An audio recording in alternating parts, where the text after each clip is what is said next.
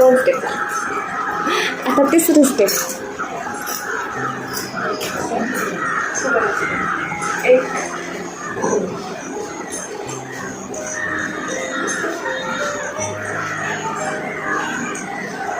असं आपल्याला ह्या 3 स्टेप आहेत ना 100 वेळा करू शकतो आपण. 50 सहसा 100 वेळा होत नाही, तर स्टार्टिंगला आपण 50 वेळा करूया आणि बघूया याचा रिझल्ट काय होते. मी तर ट्राय केले आजपासून आणि माझ्यात तुम्हाला जर खरंच कोणतेही रूल्स आपण मनापासून केलं ना 100% रिझल्ट असतंच.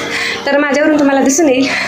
तर आता सध्या तर माझं वजन ना 56, मी परवा दिवशी केलं तेव्हा 56 होतं, त्याच्या अगोदर केलं तेव्हा 57 होतं, त्याच्या अगोदर केलं तेव्हा 55. तर असं होतं आहे.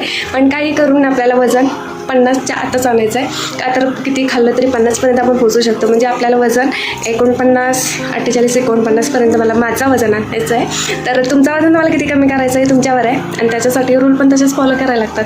तर मेन गोष्ट राईस खायचं नसतं आणि माझं फेवरेट राईस आहे. त्यामुळे वजन किती कमी गेलं ना तरी तिथंच येते. पण मी प्रयत्न करणार आहे जास्तीत जास्त वजन हा 48 ते 49पर्यंत आणण्याचा. आताचं वजन माझं 56 आहे, तर मला 8 किलो वजन कमी करायचं आहे.